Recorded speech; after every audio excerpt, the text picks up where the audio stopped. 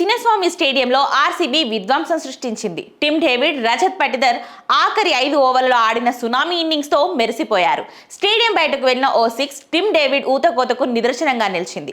RCB చరిత్రలోనే CSK పై highest score నమోదు చేసి రికార్డు సృష్టించింది ఆర్సీబీ. ఐపీఎల్ 2026 లో భాగంగా బెంగళూరు చిన్నస్వామి స్టేడియంలో ఓ మినీ యుద్ధమే సాగిందా అనిపించింది. ఆఖరి 5 ఓవర్లలో ఆర్సీబీ బ్యాటింగ్ కి స్టేడియం మొత్తం దద్దరిల్లిపోయింది. ఆఖరి 5 ఓవర్లలో ఆర్సీబీ ఏకంగా 97 పరుగులు నమోదు చేసింది. అందులో టిమ్ డేవిడ్ 25 బంతుల్లోనే 70 పరుగులు నమోదు చేయడం విశేషం. 3 4లు 8 సిక్సర్లతో 280 స్ట్రైక్ రేట్ తో చిన్నస్వామి స్టేడియంలో విధ్వంసం సృష్టించాడు. టిమ్ డేవిడ్ తో పాటు కెప్టెన్ రజత్ పటిదర్ కూడా చిక్కినట్లుగా బౌండరీకి బాదాడు. ఈ ఇద్దరు ఆఖరి వికెట్ కు 35 బంతుల్లో 99 పరుగుల భాగస్వామ్యం నెలకొల్పారు. ఈ మ్యాచ్ లో దేవదత్ పడిక్కల్, రజత్ పటిదర్, టిమ్ డేవిడ్ సిక్సర్ల వర్షం కురిపించారు. దాంతో 20 ఓవర్లలో 3 వికెట్ల నష్టానికి 250 పరుగులు చేసింది ఆర్సీబీ.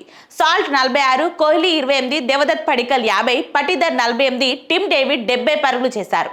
భారీ టార్గెట్ తో బరిలోకి దిగిన చెన్నై సూపర్ కింగ్స్ జట్టు మళ్లీ నిరాశపరిచింది.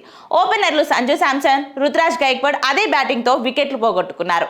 ఆయుష్ మాత్రి కూడా వెంటనే అవుట్ అవడంతో 30 పరుగులకే 3 వికెట్లు కోల్పోయింది.